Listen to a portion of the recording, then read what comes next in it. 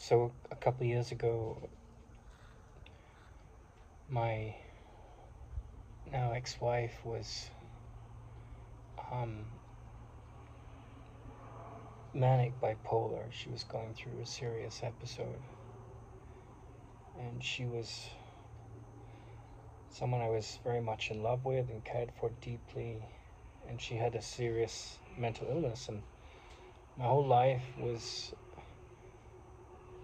connected to her as I experienced it at that time. And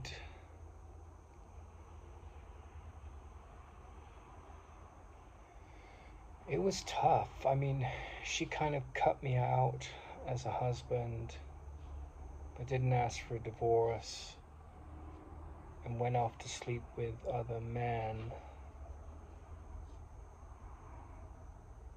And it was clear to me there was some psychological issues. There was quite serious issues. And then there was an ex-wife of my then wife who they had a child. And it was funny because I saw Dangerous Liaisons, the movie, the other night, and it's quite a dark movie, but it's an interesting movie about these sort of insecurities and the personal love of man, which often revolves around intimacy and physical attraction. And it's a very that kind of love is very powerful in our world. It binds and destroys homes. And there was a scene near the end, because the story is basically, it's an old movie, so no need for a spoiler alert, but it's the kind of twisted shenanigans that go on between a powerful woman who's in love with a powerful man, and they both are sort of trapped in the roles that society's given them, and very much addicted to the adrenaline rush of the chase. And they both are sort of each other's equal, and both are very addicted to conquest, of sexual conquest and sexual power trips. It's like a game to them, but it's all a facade, and underneath this facade there's a great vulnerability, and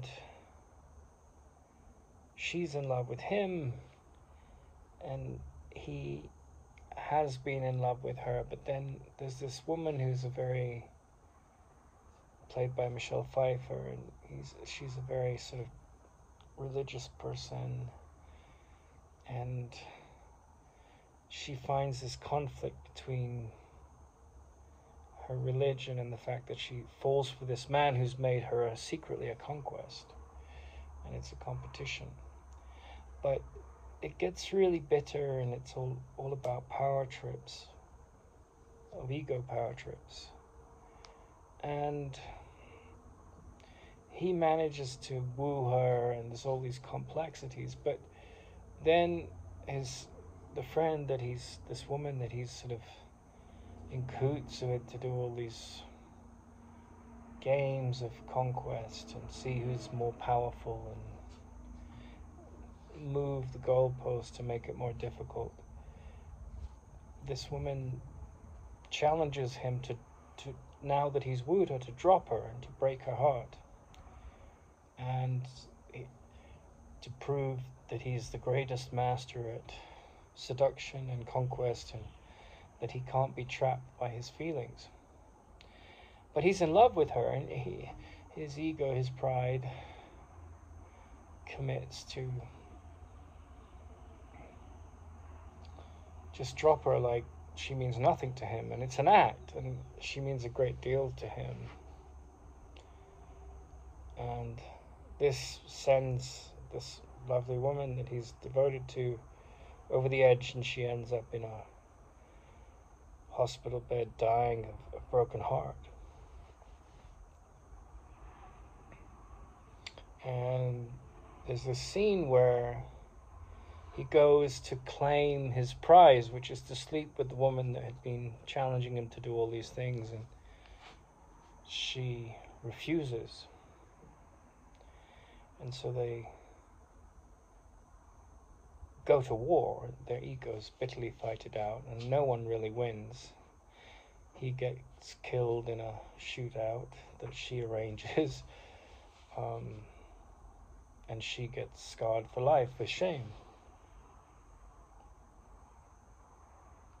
But in that scene where they're having this argument, she notices that he's in love, and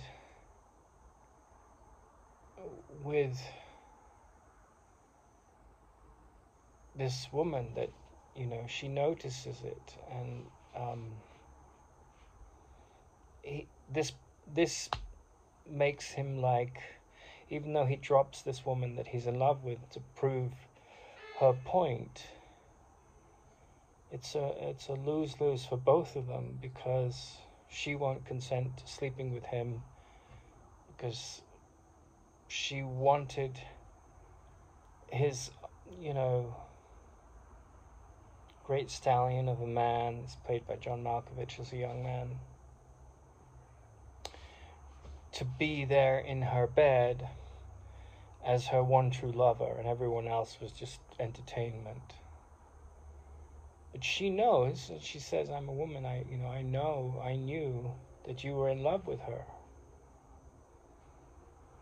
And she couldn't stomach that, so she destroyed him by forcing him to drop her in the most heinous way. Drop the woman that he was in love with. And that was her. There is no, that expression? Hell hath no fury like a woman scorned. That was her. That's not to be unkind to women. That is the dark psyche of that's the dark feminine, though, just as a dark masculine. And men can be just as vicious, taking on that mask, if they're under the trap of the mother complex. But I reference all of that because when I was watching that scene, I realized that my ex-wife's ex-wife hated that,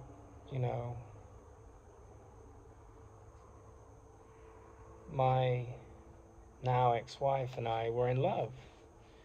We had something very beautiful, innocent. She hated it. And I didn't have power in the world, and they had a house, and I was this vulnerable immigrant. And there was a son involved. And these are real life stories, they're real life stories.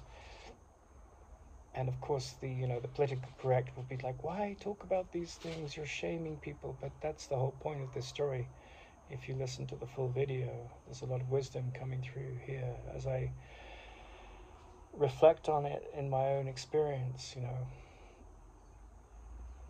The whole of the last week, I've just been in bed, just utterly exhausted. It's 2 or 3 years now since I got COVID, and I've had these cycles of long COVID, and this week was really bad. I was just physically exhausted. Just most of the week I had to spend the whole day in bed.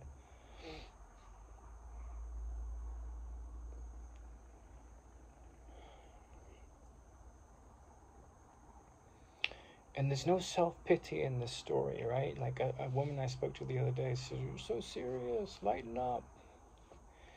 And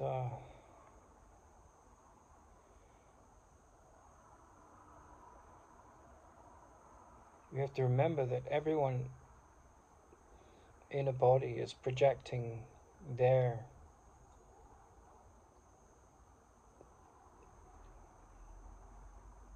illusions into form, into the realm of perception. So people are constantly judging. But it was interesting to watch that movie, that particular scene, because it really brought home to me, because sometimes, the complexity of life and the complexity of relationships, it can take a long time to understand what's happening in a situation. And my first wife left me, and then my ex-wife's ex-wife, she was left by my ex-wife. They were married, they were lesbians together. And they had a child. I think he was like 4 or 5. And she left after 20 years of being with this woman. And they had a house together. It must have really hurt. And then she found happiness with me and, gave the ex-wife, had before she met me, the power over the house. And then essentially she let her live with her son in the house they owned. And then I came into the story, and it was a really sort of profound, deep connection for a while. But then I remember one night when the ex-wife of my ex-wife came to pick up my stepson. There was just no warmth, like he had gay men in his life as father figures. But I was, in the process of getting married to his mother. And there was just so much resentment to the ex. And I got it put upon me. I became the scapegoat for that. I lived through it and experienced it and witnessed it. So and I remember my ex-wife saying, she's not a man-hater. And I didn't think she was a man-hater, but she put all her venom and bitterness onto me and didn't welcome me. And you can't judge it. I mean, it's just a story, but that's what happened. I watched it happen, experienced it.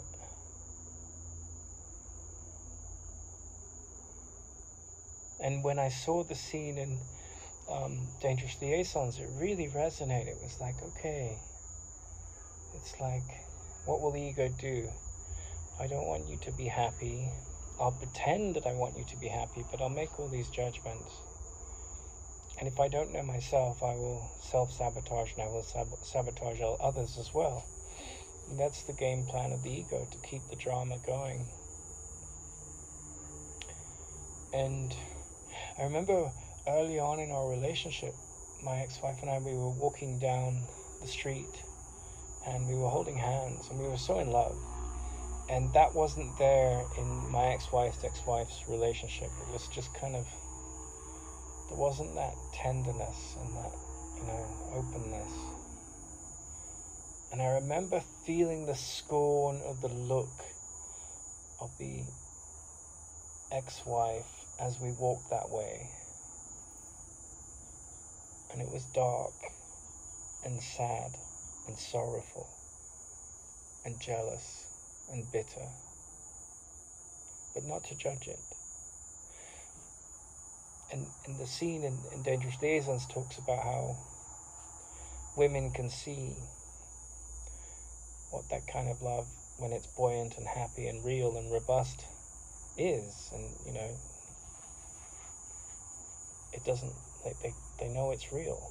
I think men can see it too, but it's Glenn Close's character says this, and it's really, in a sense, Malkovich's character is naive. He doesn't realize how he's been undone by this dark feminine. Of course, he has a really dark masculine.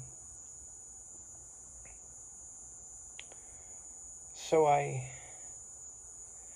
confronted the situation. I'd been through a divorce before, and I tried to save the marriage, and I'd given myself to this one person. You have this kind of expression in the language of being someone's,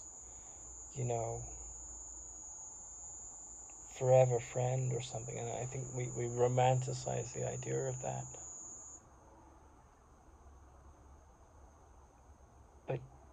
equally, I think, and all the movies, they romanticize, a lot of the movies romanticize it.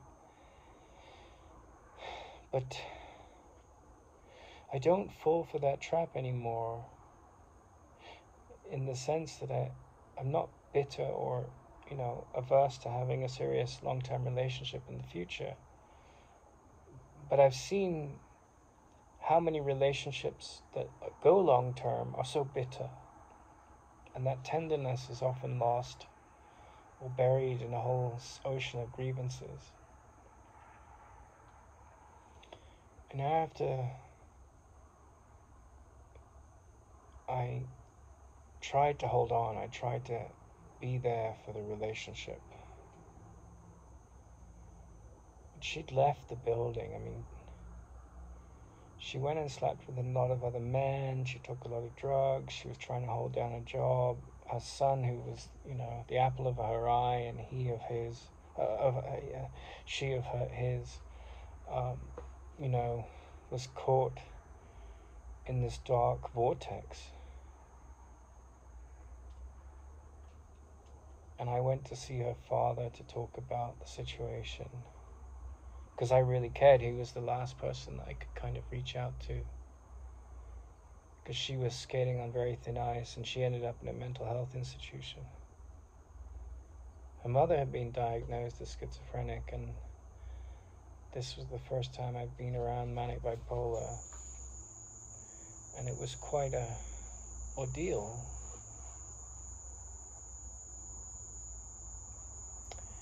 And I could see that being anywhere near these two women, my then wife and the ex-wife, was just insane. It was a battleground, and their egos were fighting, judging, shaming, the dark feminine shames. And when I heard that she'd gone into, because she cut me out, and when I heard she'd gone into a mental health institution, I had a friend in Yosemite, and I just said, I need some time to process what's happened. And he was very sweet to me. He said, you can come. And I went for 6 months, and I was in a really deep depression. And then I managed to, I think that depression,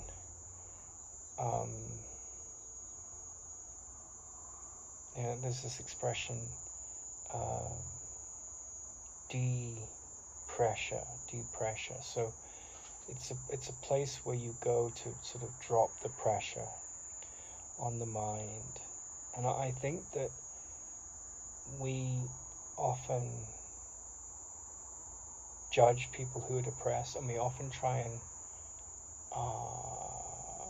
treat it with chemicals and so forth. And I've never felt I had a congenital kind of syndrome with that.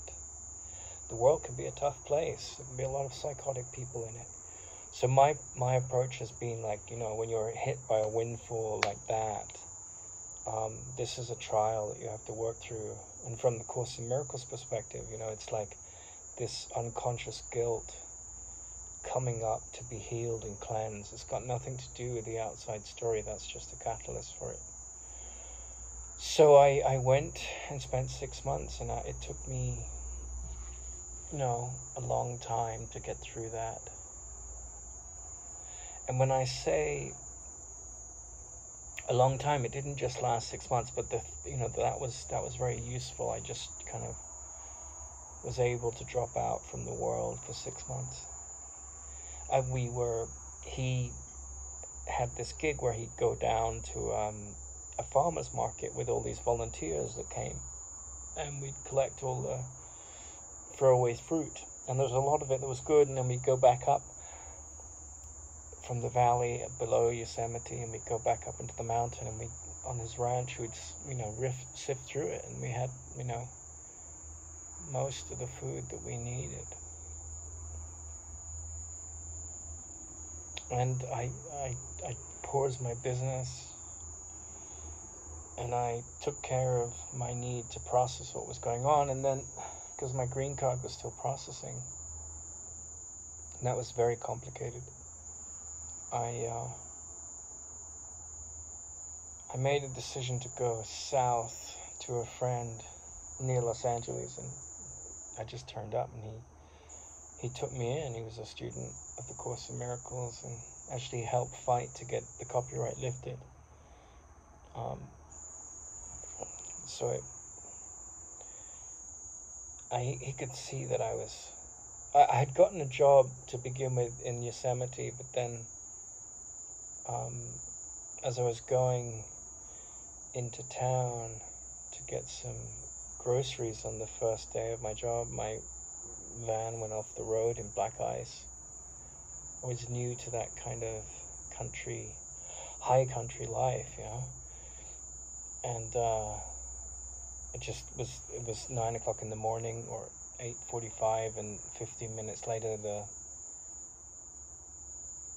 the salt de-icer trucks with the salt came through, and I was unlucky, you know. I came to a stretch of road. I was going about 30 miles an hour at 8:45, and 3 miles an hour too fast, or 5 miles an hour too fast, who knows. And for about 300 yards the van just, like a silver bullet, cruised across the road, and I had no control, the brakes, nothing. You can't do much when that happens. You can try and pull on the handbrake, but so it went off the road and hit a tree, went off a cliff, and I was unscathed, but I was not hurt at all. But the car was over. So when I got a new vehicle, the same vehicle, fixed it up, took some of the parts off the old car, and my friend was good enough to let me get it towed to it, you know, so it could get chucked out and stuff. And but I decided to go south to Los Angeles because I didn't want to be anywhere near the Bay Area, because I felt like if there was any way that my wife and I, because we were still married, would find a healing path, it would be her coming to me. I'd made the error with my first marriage of trying to chase a relationship where my partner was on a different wavelength to me. She was highly intellectual and quite snobbish in her own way, in a sort of elitist intellectual way. And when you're young, you know, you just have this rush of certain things in common and the physical attraction, and then there's no guarantee that the person is going to be the right person to do the shadow work with, of looking at the fear in the mind. And so I went to southern Los Angeles, and then just north of Los Angeles, to Fraser Park. And I was there a few short months just before COVID hit. And then I started to prepare to leave. Something prompted me to get ready. And turned out that the friend that I was staying with, he had some very, very good qualities, and then he had some issues, and he was, not too long after that, he moved back to the East Coast to be with his first wife.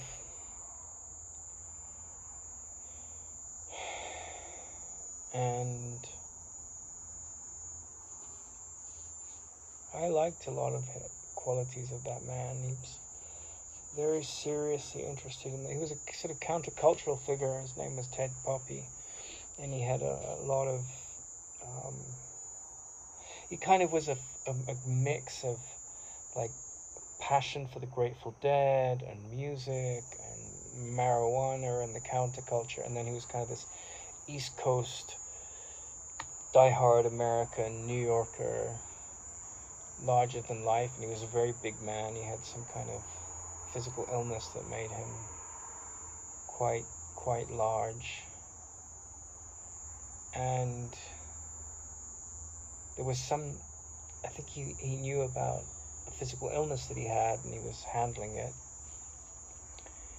And but he'd also had this very long, deep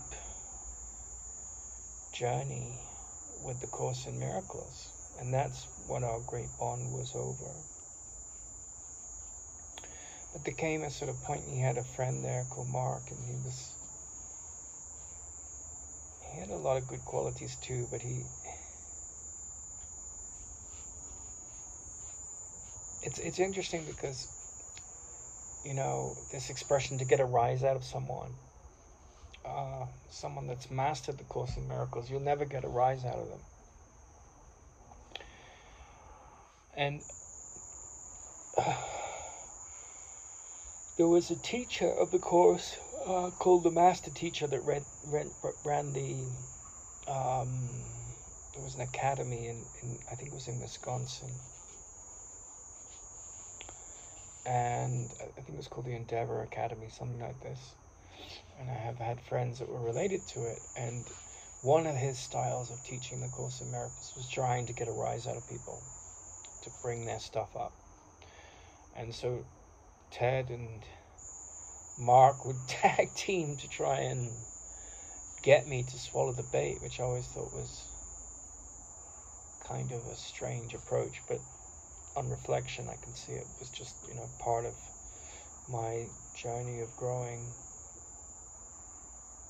Anyway, it got to be after a few months of like, I was like, I've got to find a new path, and I drove to the, you know, this is on the, I think it's the I-90, but there's a freeway that runs up from California,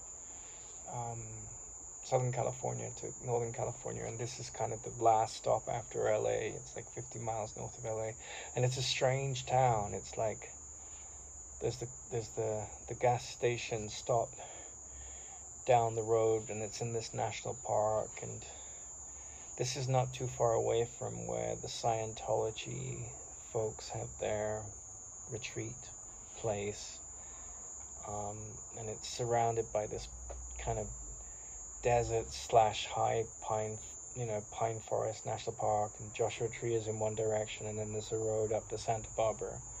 And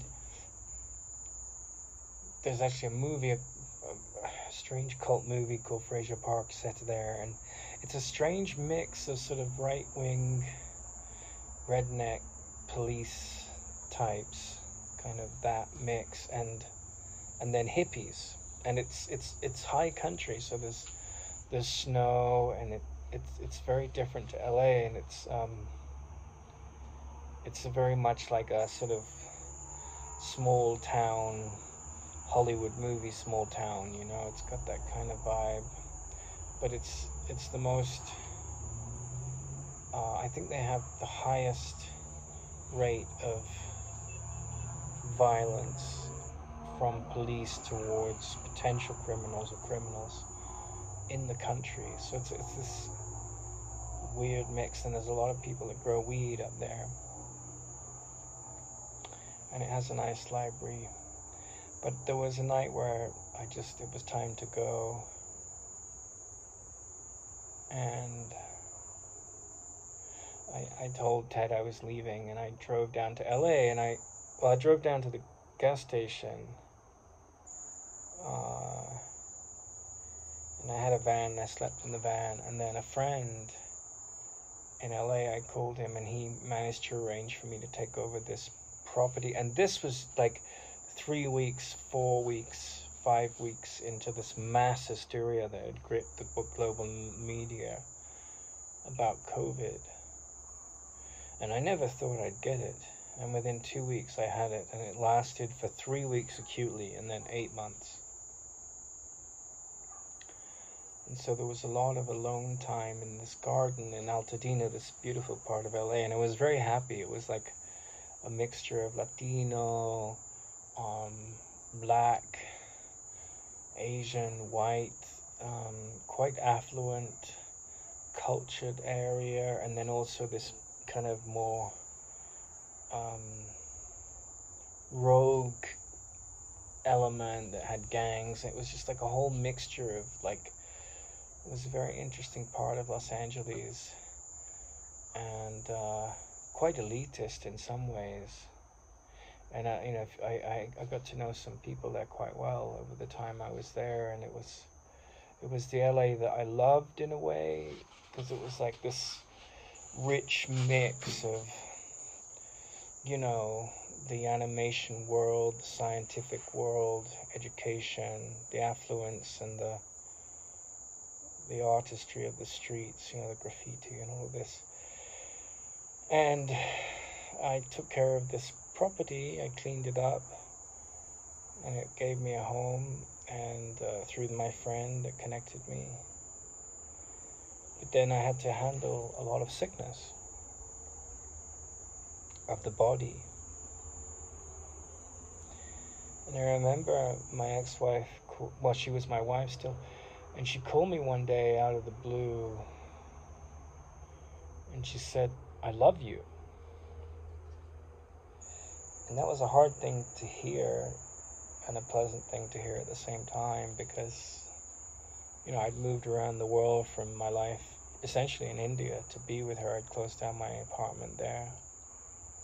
And then I'd been through this kind of roller coaster ride of emotion and rejection and abandonment, as well as, you know, love and light.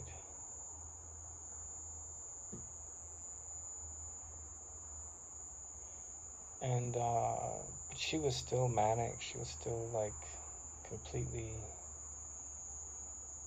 you know, going through these highs and lows, and that hadn't been there. It was like a sleeping dragon. It hadn't been there for the first 3 or 4 years of our relationship.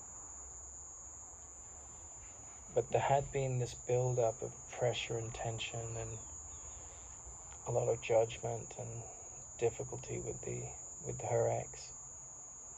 And that wasn't easy to traverse for any of us.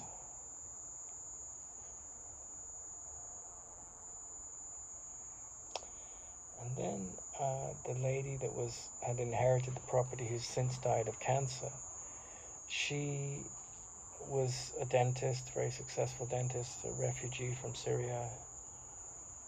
And she was trying to get her family out of Syria, like I think her father and a brother perhaps. And it was very difficult, because Syria is such a dark situation.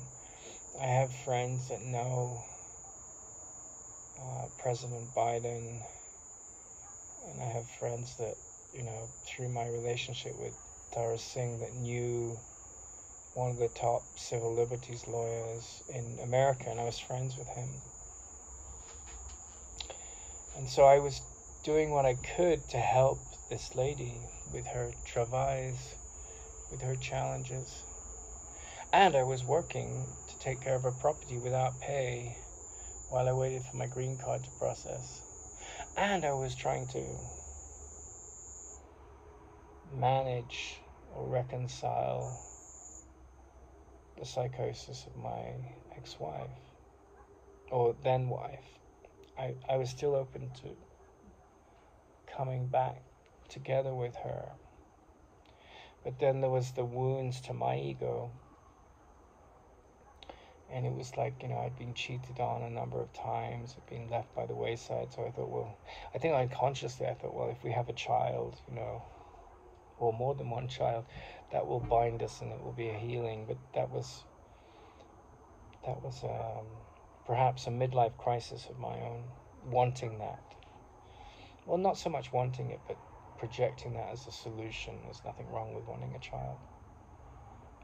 But I'd fixed my ride to this relationship, and there was so much connected to it. And at the same time, I had a lot of inspiration from nature about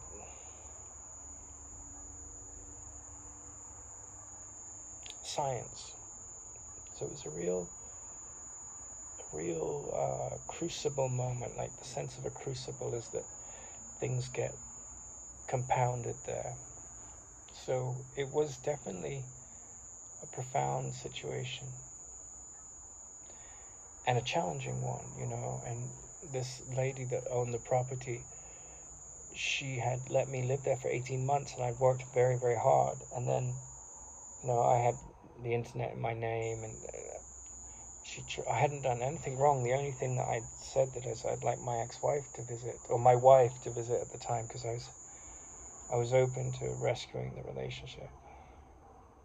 And I was hurt. I mean, I'd been through a lot of shifts, and I was in a place where I was like, well, you know, I had my own space in nature, and I was doing a lot of work, and I was being a decent human, as I always am.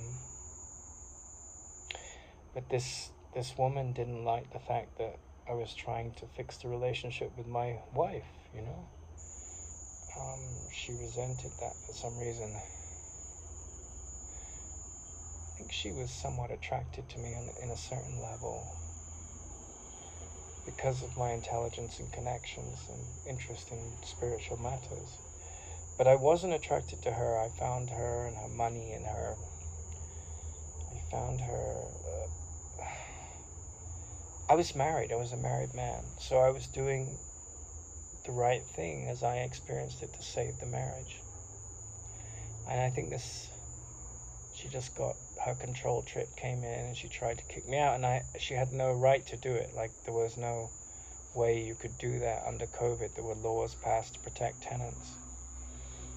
And so I pointed this out to her, and she didn't like that. And so she brought some people in to try and kick me out, and I called the police. I had no choice. And I took it to court. And they sided with her because she was the property owner, but she kicked the door in my face, and it wasn't a pleasant set of experiences. And when I tried during this period to heal things with my ex-wife, you know, she had another boyfriend, and her son wasn't talking to her. It was really challenging. And then a friend of mine from Australia, a very close friend, I said, like, I woke up one morning, and I had a strong case. I had a lawyer that could sue the landlady, and I probably would have won. We had enough evidence. But then I just thought, well, this is not the life I want. I don't want to be fighting petty egos. You know, yeah, they've done wrong. They've abused my rights, but I'm not, you know, she'd switch off the water, and I'd reported this to the relevant authorities, and they'd come out and made records, and I'd done videos, and I just thought, this is, why live in a realm of tyranny? And she had friends around her, cultured people, and because she had the power and the money, they just treated me like I was some kind of, after working for 18 months, you know, I hadn't done anything wrong, just been helpful.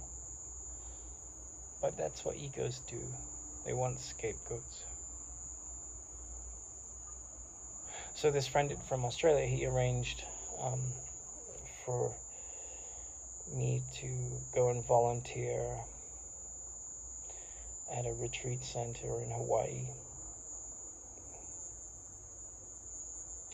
And it's a couple years later, and I've been through a lot since then.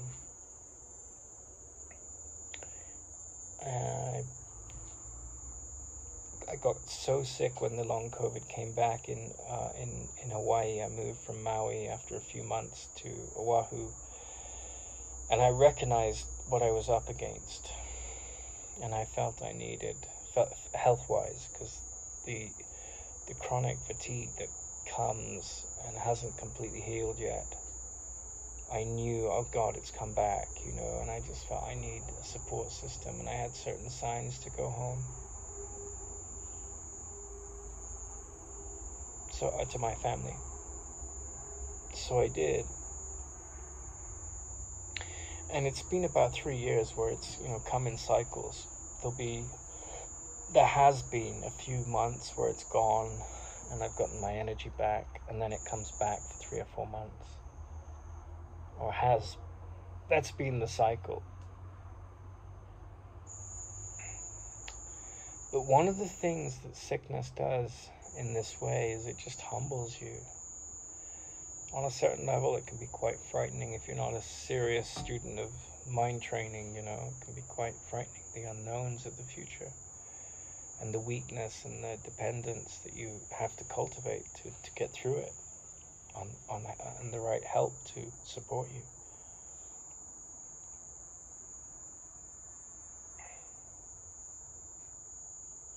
And then I managed to get out of the low point. You know, I went home. My father was very aggressive after not seeing me for 6 years. And the 6 years before, he'd been very aggressive. Not an easy relationship I have with that man. Love him, but very aggressive character with me. Just 0 to 60 in a lot of aggression, mostly vocal. A lot of insecurity. So I came back after 3 days, and like I'm trying to keep to a diet to handle the health challenges. A huge drama blows up, and so I go and stay with a friend. I managed to get a university degree, and I've studied the Course in Miracles for so long in my life, and I've studied Krishnamurti and Ramana Maharshi, and I would say that, those 3 things are probably among the most advanced metaphysics on the planet. Like if you really understand and go into Krishnamurti's work, or you really go into Ramana Maharshi's work or the Course in Miracles, they're saying essentially the same thing in different ways. And the Course in Miracles, although it's in a Christian language, it's a much more evolved understanding of the mind than Freud or Jung or any of like mainstream psychotherapies. So I go on this degree, and then I get taken out by a bunch of sexism and racism and abuse of academic authority. And, I refuse to pay for that abuse. They call it an education, when the administration scapegoated me, but then they fired the academic that protected the racist and hate speech, sexist hate speech. I was accused of gaslighting when I was talking about the anima and the animus. I'm a very calm man, extremely peaceful. I wasn't so peaceful when I was being made out to be a monster. I was like, what? I mean, I wasn't unpeaceful, but I was like, this is crazy. Why are you? And I had to handle it. And then I saw how the system protected the abusers who'd made me out as a monster. And in a sense, the whole experience took me much deeper into the Course in Miracles, because the whole set of interesting, where my mind had been directed to understanding the fundamental forces of nature and physics, that was gone, like the capacity to pursue it. So when I was forced out, I was losing a limb, this interest. The Course in Miracles, it says, you will either believe this course completely or not at all. And so I think that for a lot of people, the idea that there's nothing but love in a world full of conflict, and what I've just described is a long series of conflicts, abandonment by a woman that I was married to, and you all have your versions of this, Ken Wapnick says that the world is a series of video cassette tapes that are just one abandonment and judgment story after another, all of which must be forgiven. But the Course in Miracles says, love is the only thing that's real. Nothing real can be threatened. Nothing unreal exists. The past is over. It can touch me not. And yet all the things that I've just talked about, whether it's, you know, going home to my father and being physically attacked, or, you know, aggressively treated, or the coldness of my sister, or being made out to have psychological issues when I don't. Just have a very curious, deep mind. And yet, what this series of encounters has led me to, as well as, you know, being in India and seeing the gurus and their, you know, abuse of power, just like you see it with the politicians and the police, you know. All of those experiences wherein power is abused, whether it's parental power or academic power, or, you know, this woman kicking the door into my face and then saying, oh, it's an old door. You know, this was at the place in Southern California in Altadena. And I took it to court and I said, objection, you know, she kicked the door in my face, but I didn't have video footage, so the judge overruled it. She was very aggressive. She was abusing her authority as a landlady. We had a contract. But all of these experiences, whether it's science, there were all these totems that I'd built up, you know, and they're all laudable interests.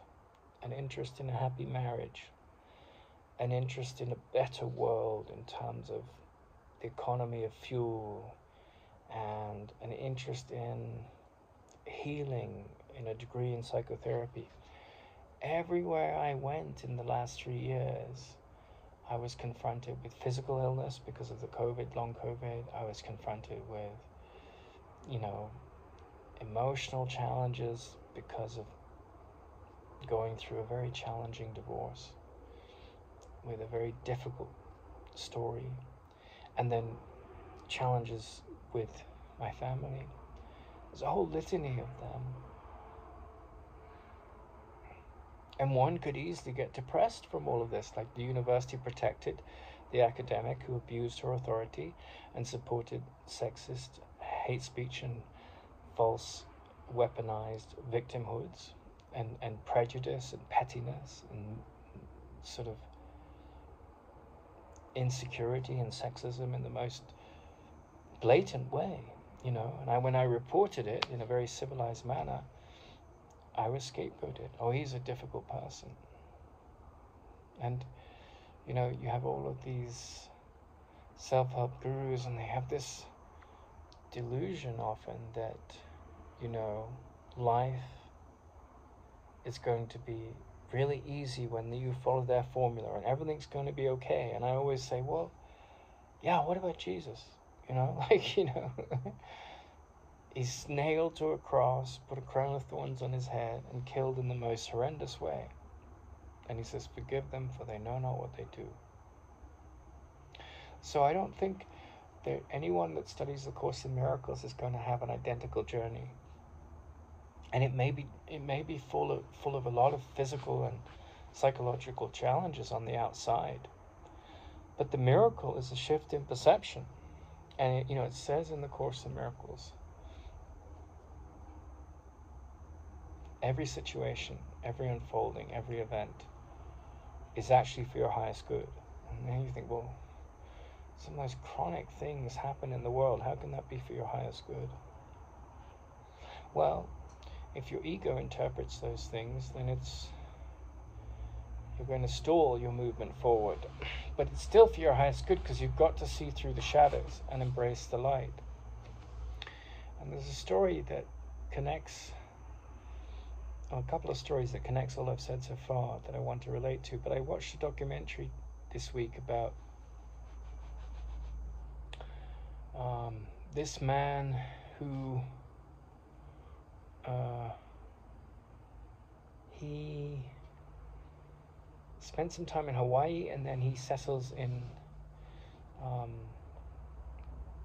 Seattle, and he becomes a meth dealer. He goes to a college and learns how to make meth, and then gets kicked out of the college just shy of graduating with enough credits to be, in pre-med, and makes a lot of money from selling what people say is arguably the best meth money could buy.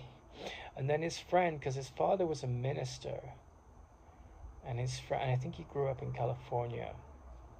His father was a minister and a teacher, and he obviously had grown up in a fairly cultured, loving home, but he was just such a free spirit. And when his friend that did the dealing of the money, they made a lot of money, dies, he's living this eccentric life in a treehouse that he's made in Washington State. He leaves the meth business forever, and he has to make a new way of making money, and or come up with it. And he decides to be a bank robber, sort of inspired by the movie Point Break, and this free spirited character that is like robs from the poor, and like robs from the rich rather and gives to the poor, like the character in Point Break played by Patrick Swayze. And for 4 years he's a very successful bank robber. And I watched the story, and he has 2 accomplices, and I think they steal something like $2.3 million over the course of 4 years, something like that. But the FBI and the Washington, Seattle police, they're hot on their trail, and they're getting closer.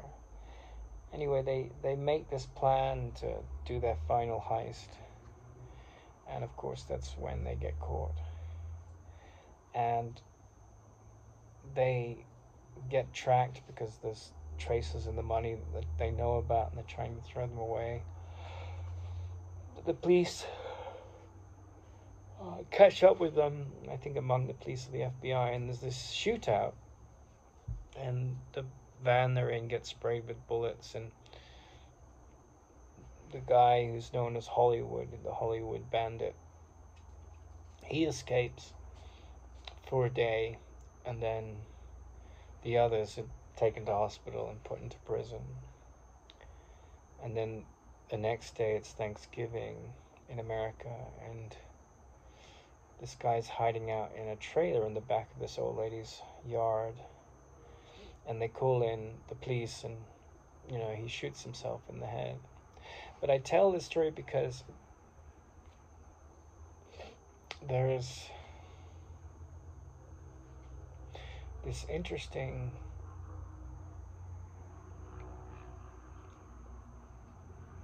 moment where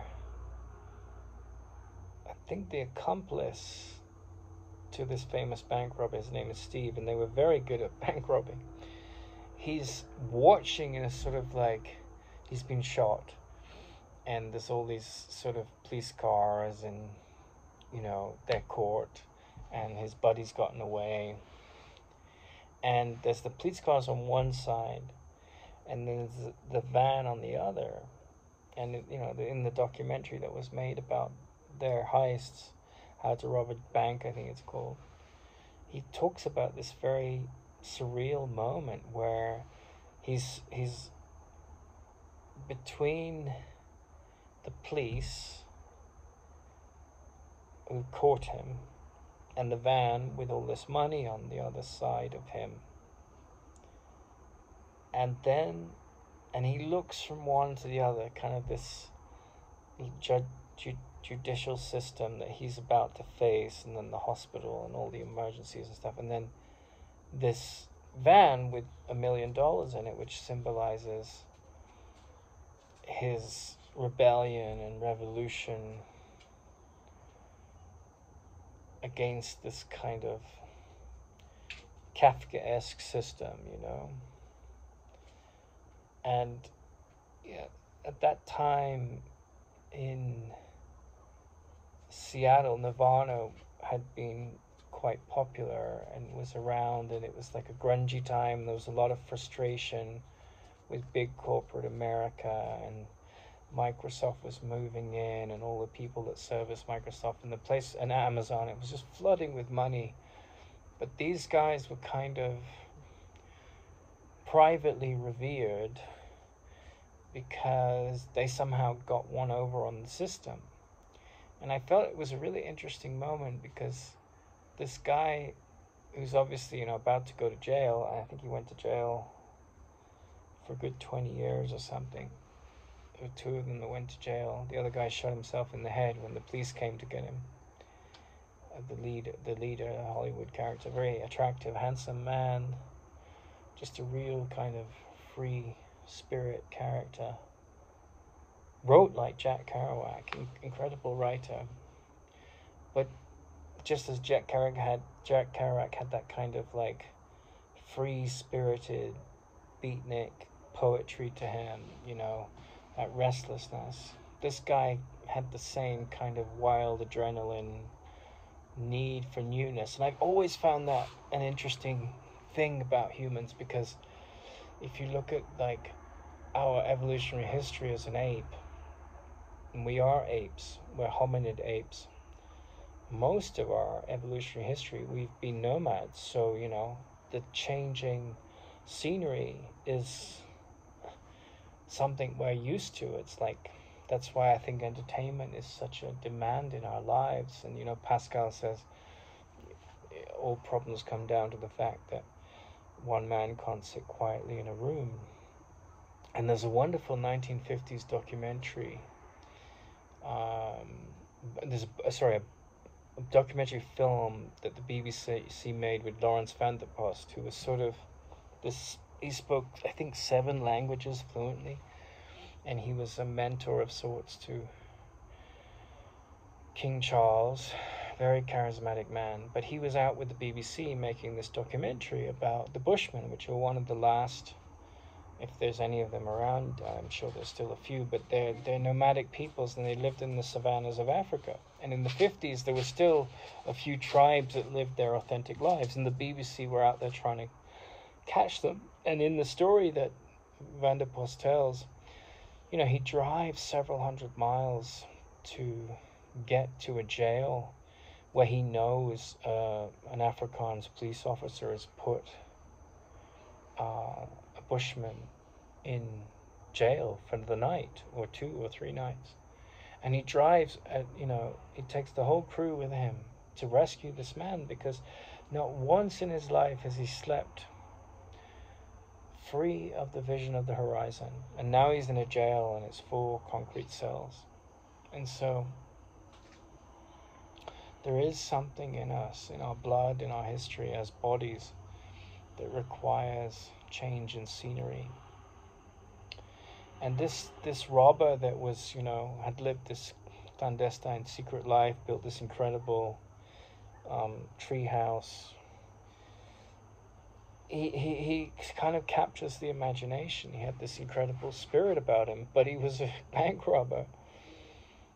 Anyway, the interesting part of the story to me was, again, this juxtaposition of the police on one side, the $1 million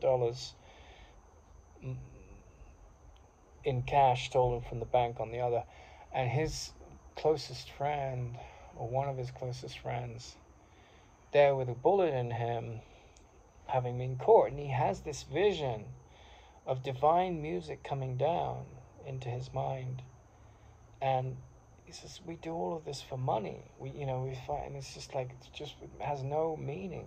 It's all paper notes and metal discs, and we spend our lives in the trap of this story.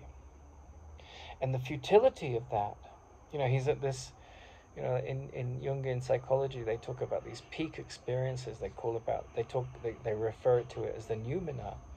And so he's at, you might say, at a trough experience. He's at the very bottom. It's a rainy day in Seattle in November, and it's Thanksgiving Day, or the day before Thanksgiving. It's evening, there's Thanksgiving traffic, they've just stolen $1 million, they've been caught by the police after 4 years of lucky streaks, and he's going to go to jail for a couple of decades. And yet he has this experience of this divine music sort of pointing out that this world is not about what we think it is. And you might think he's a bad guy. So that story really stood out to me. And the other story I wanted to tell, which connects all of the things I've told in this video, right? It's an hour now into the video, is the story that I read this week about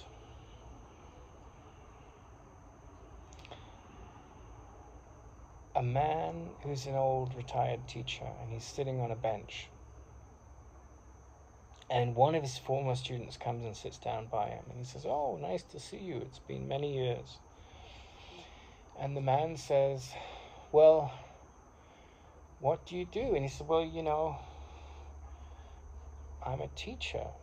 He said, "Oh." The old man says, "Oh, like me, I'm a teacher." He says, "I know, you taught me." And the teacher recollects, and he says, "Why did you become a teacher?" And he said, "Because of your example." He said, "Oh, really? What did I do?" And he said, "Do you remember years ago, there was an incident with a watch. My friend had a new watch, and I wanted it. And he came to school with this new watch, and during the class, it was on his desk, and I took it when he wasn't looking, and I put it in my pocket. And my friend witnessed that it had been taken, and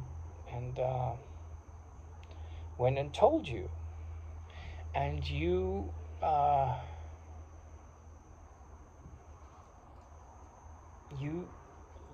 asked whoever took the watch to give it back.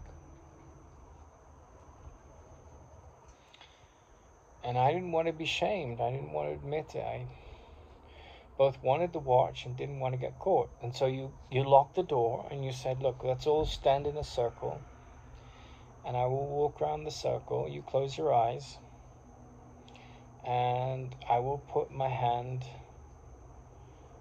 in your pockets. And whoever has the watch will have to give it up.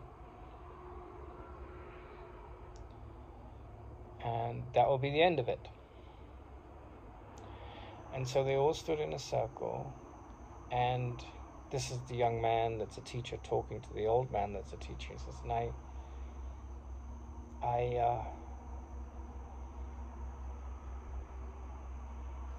had the watch in my pocket, and you took it out, and that was that. And I felt so ashamed. I never felt so ashamed in my life. But you didn't judge me. You didn't attack me. You didn't undermine me.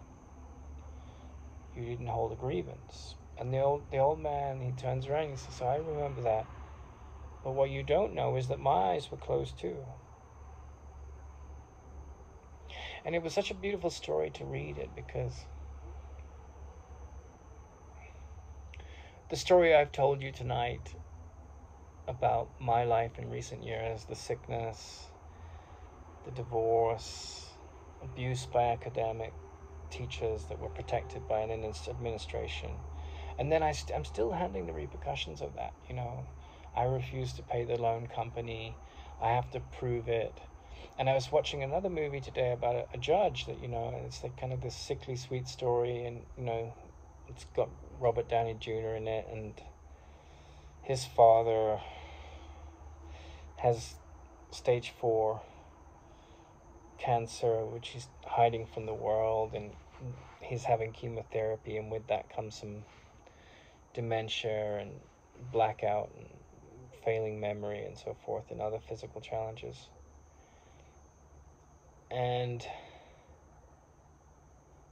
But his father's a judge, and his judge wants to do the right thing, but when you see into it, you see into the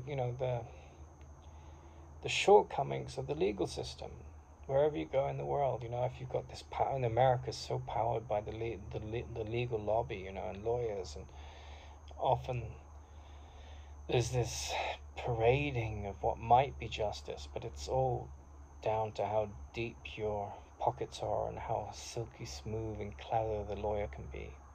And that's one thing that's put me off going to court, to sue the university or to sue this woman, because it's usually such a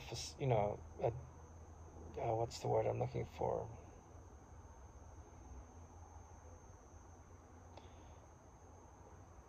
A travesty of justice. It's all about cleverness, really. In the Course in Miracles it says, "In my defenselessness, my safety lies." And this story about the teacher and the student that becomes a teacher, we defend our country, we defend our pride, we defend our wife's dignity, we defend against the abuses of corporate greed. We do all of these things. We defend against pollution of the environment, and we often perpetrate it. And big companies like Shell and BP get away with horrendous things because of their incredible power in the world. And then you have this story, right? And I've seen how teachers of the Course in Miracles have this one facade where they're talking about everything is light and life, and then on another level they're judging others and they're trying to weasel money out of them, and they're very clever about playing completely innocent and seeing the innocent in others, but they're not doing the shadow work. And this story, it really stood out to me because in the miasma, in the storied cacophony of petty ego voices, in the cleverness and the guilt, you hear this story. And at the end of the story, the moral of the story is that, if you're a teacher, you do not humiliate.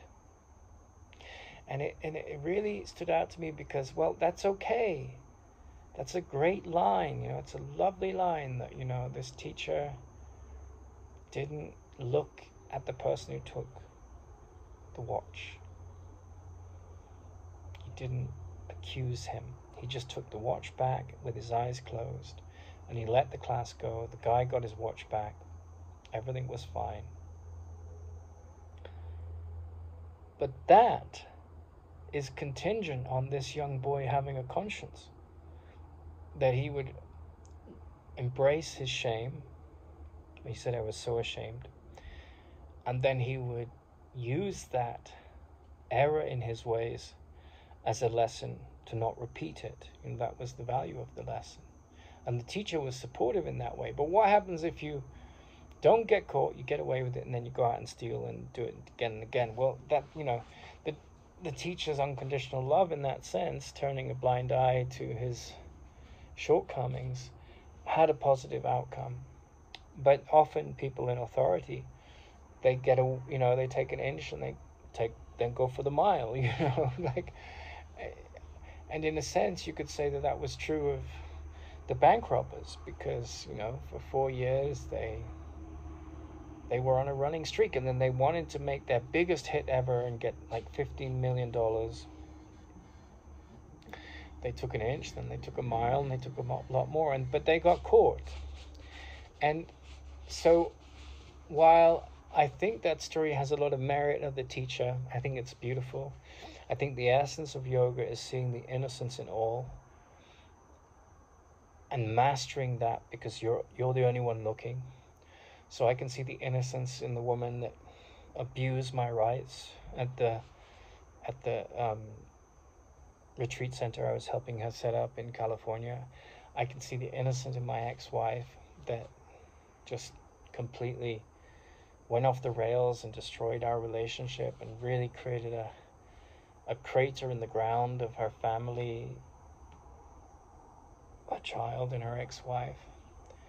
I can see the innocence in the university professor that was, you know, projecting all her bitterness and fear and insecurity onto me because she had issues with men and was not ready for the deep wisdom of the Course in Miracles.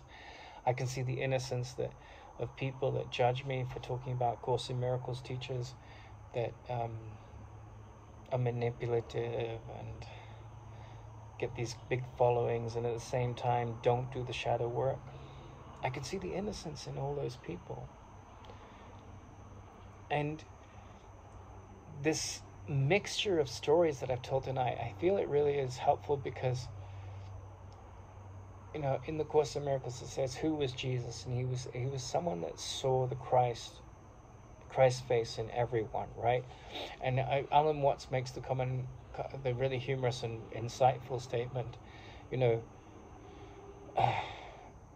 did Jesus give himself over to Jesus Christ as his one and only Savior? And the answer is no.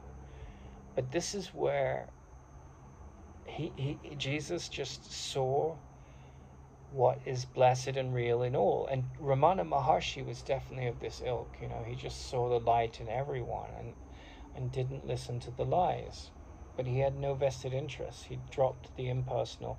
He dropped the personal, insecure love of the ego for the impersonal love.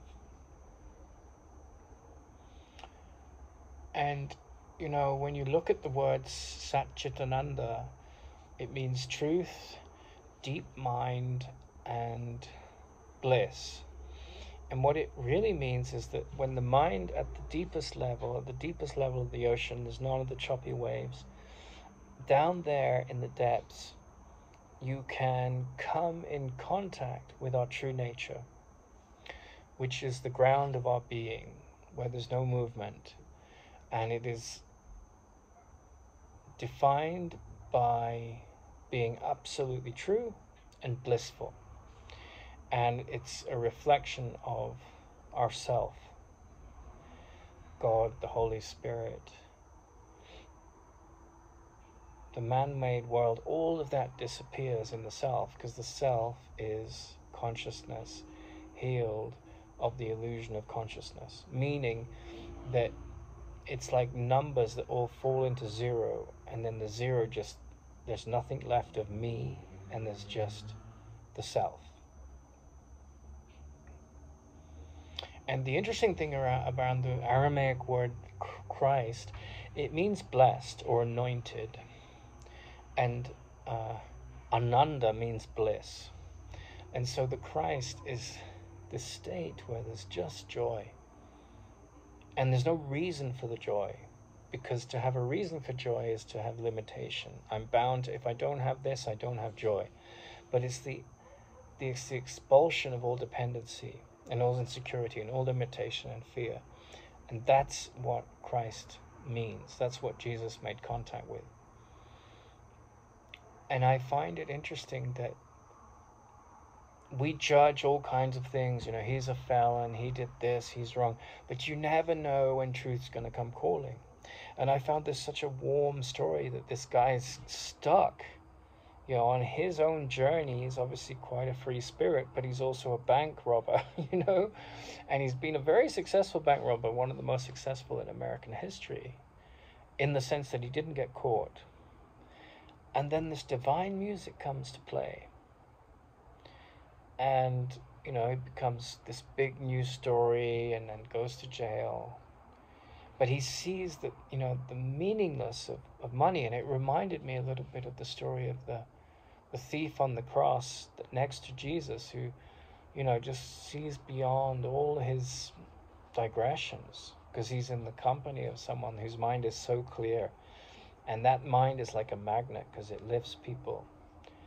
And while I've been lying, you know, quite sick this last week, you know, handling chronic fatigue, and it's the worst it's been.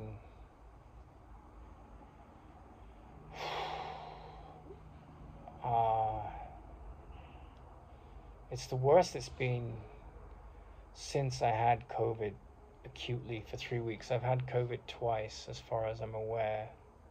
Had it once for a week or two in Hawaii, and then for 3 weeks in California, and then I had long COVID, like chronic fatigue. I would say I've had it at least half of the last 3 years of my time, coming and going. But this week was particularly bad. I was very, very tired. And the Course in Miracles says, all events, all unfoldings are for your greatest good. And you will either believe fully in this course or not at all. And I've had a lot of resistance to believing in it. But yes, academics are bullies, can be bullies just like anyone else. Landlords can abuse tenancy rights. Husbands and wives can do horrible things to each other. Mental health issues are serious and can be very challenging for the people around them. People with excessive tempers can be very difficult for the people around them. Judgment, to drop it, is a huge challenge.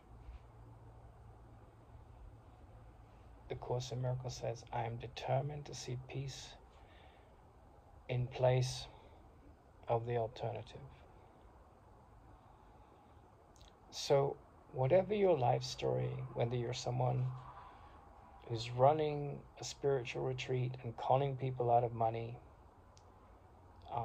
by trying to guilt trip them into giving you their inheritance, and then putting on this aura of being all about love and light, or you're a bank robber,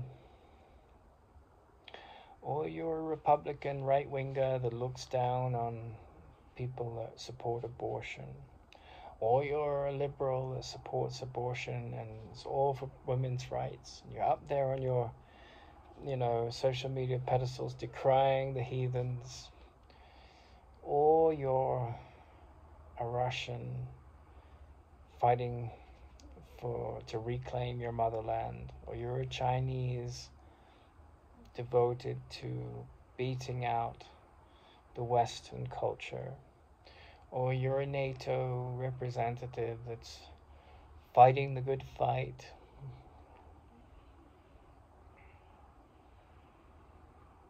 Doesn't matter what your story is. If you did some terrible things in the past, and people have judged you for it, if you're part of a very difficult family where there's a lot of emotional wounds, the task of life is to find this bliss on the ocean of your mind, where the mind ends in the ground of your being, and to see that beyond all the madness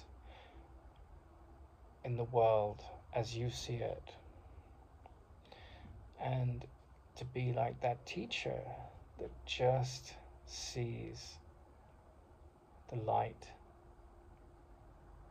by closing his eyes to the madness and doing the just thing, because justice means just and fair for all.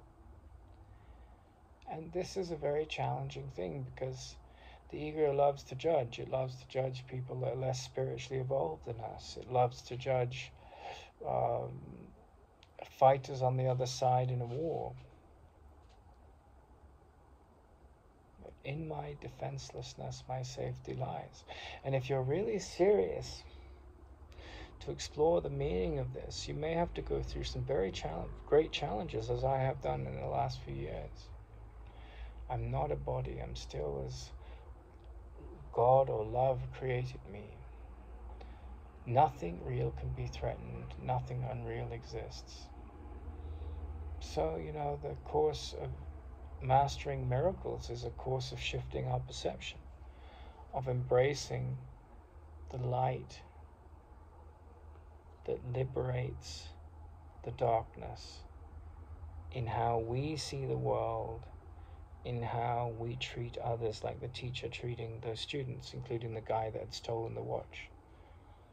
And the more we master forgiveness, the more we don't take sides, the more we support fairness and love and don't support exclusion or judgment.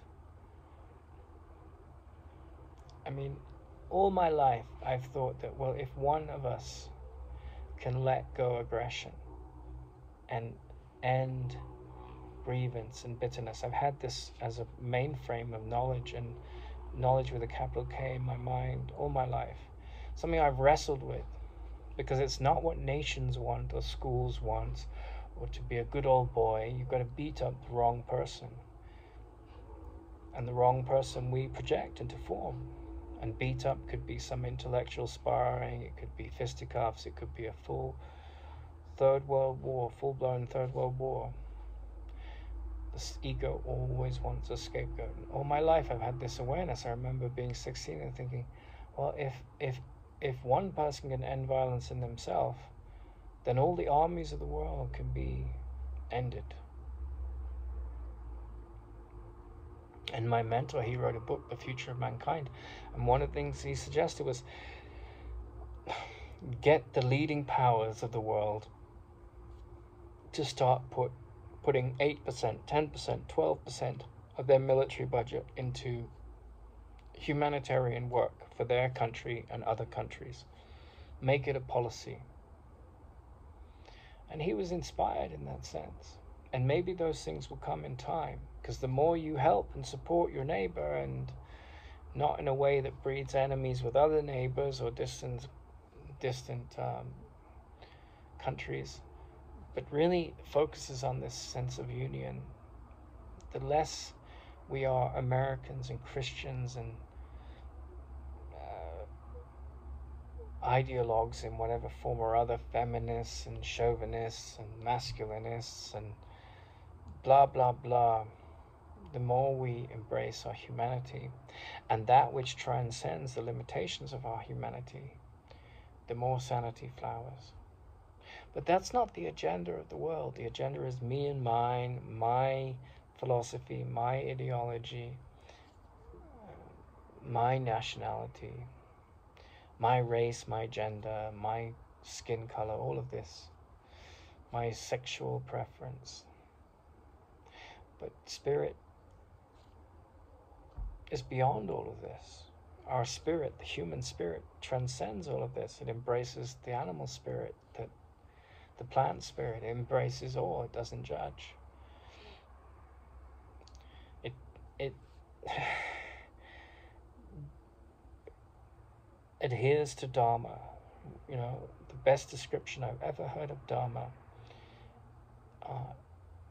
One of the things one might say is the story from Aesop's Fables about the fox that carries I think it's the frog or something across the stream, you know, and his dharma is to eat frogs or whatever the creature is on the back of his neck, and so he takes the thing across. It's like he needs to get him lured and lulled into a sense of trust, and as he gets him to the other side of the river, because that's what the animal wants to cross, he says, we've arrived, and then the animal is trusting, and the fox throws this creature up into the air and swallows him whole, and it's like, that's the dharma of the fox, right? You don't make a tiger into a vegetarian, like it's just what they are. So that is a certain level of dharma. We are where we are in the food chain. You can't get a mosquito to suddenly, have a taste for melons, or they eat the blood of animals. That's what they're designed to do. That's their dharma. But the deeper meaning of dharma in the spiritual sense, not just in the biological sense, it's sort of reflected in the story of like one incarnation of the Buddha, where this rabbit, recognizes that a tiger is hungry, and he just runs into the jaws of the tiger, because the tiger's emaciated and starving, and there's no selfishness in the rabbit. But I think the best definition I've heard of Dharma is by Abraham Lincoln, when he said, rightness is provided with the instruments of safety by the heavens. So we are taught that, by all the movies and by our culture, that we have to defend and attack. We have to stand up and be these, brilliant, loquacious, elegant, articulate voices that defend and attack free speech and democracy and so forth. And it's also very limited, as Krishnamurti pointed out and Ramana pointed out and the Course in Miracles points out. Transcendence of the ego identity is the ending of limitation as the goal of life. That forgives those, for they know not what they do. And that might mean taking the watch back from the thief. It might mean never getting the watch back. It might mean accepting that these people are not ready to look at their shadow side, that they're going to go along and sell the Course in Miracles on one level and preach spiritual, clever cliches, while not handling their shadow work and judging a lot of other people. All kinds of hypocrisy happens in the world. But our job sometimes means, telling the truth in such a way that people look at their dark side. And oftentimes people aren't ready for that. And you have to learn the consequences of that. And other times it means recognizing that people aren't ready for that and being with where they are ready to be.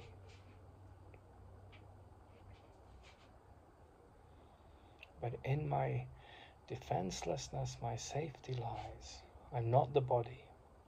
And it's a huge, huge leap of faith and profound inquiry and honesty and experimentation. And it's not based on a belief system. It has to be tested. Is this true? Is my identity transcendent to the body?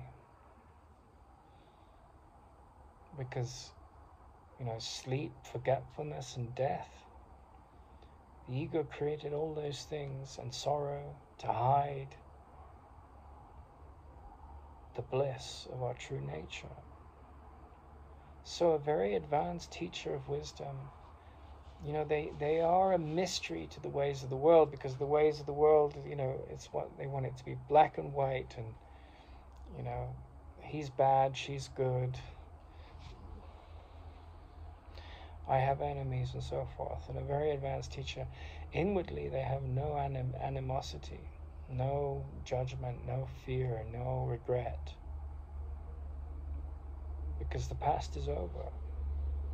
Mastering that takes a lot of wisdom, because we can have some very traumatic experiences in our lives. And then it also takes a lot of wisdom to have your own voice, not to fall prey to groupthink, not to, do things in such a way that doesn't bring up the shame. Because when you bring up the shame without the intent to humiliate, but to look at the darkness so it can be dropped, that's an act of light. And a lot of insecure people are all about, he took the watch, I saw him, my eyes witnessed it, he's guilty, right? Which is the projection of my own guilt. Whereas true security says, well, the watch was taken. Unconditional love doesn't judge it. Unconditional love sees the light in that person that has blinded themselves from their own beauty and power and trust. But it doesn't suffer fools gladly. It doesn't support madness. So it won't say yes to toxic behavior, but it won't condemn it either, because it knows it's an illusion, which is at the very high superficial layers of the ocean, where people's consciousness are trapped. And you go down to the bottom of the ocean and you get to point zero, and there's no consciousness there. There's just a reflection of what's true, which is bliss, which is the blessed anointed nature of our psyche, which transcends the world and ends the mind and ends incarnation. Because the desire for the illusion of something more which is born of the illusion of insecurity, is uprooted and ended for good. And that has been my primary focus in life. Not success so much in the world, or importance in the world, or status. Like in that sense, I feel very much like Socrates, because I'm interested in the truth. Any truth seeker is, they're interested above all in what transcends the illusions of the mind that creates the world.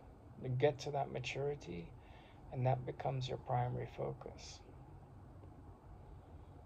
And then equanimity becomes the main parameter of interest. Whether you're sick, going through a divorce, handling debt, handling prejudice, which is based on malicious illusions, whether in your own mind or those of others, equanimity that transcends those illusions. And then I think you really do become like a monk. I spent a lot of time in solitude and silence, and dealing with chronic fatigue lately, and it's challenging. But then, I rest in peace, I rest in God, I rest in the stillness of my own being, which transcends God and the world and ideology and thought.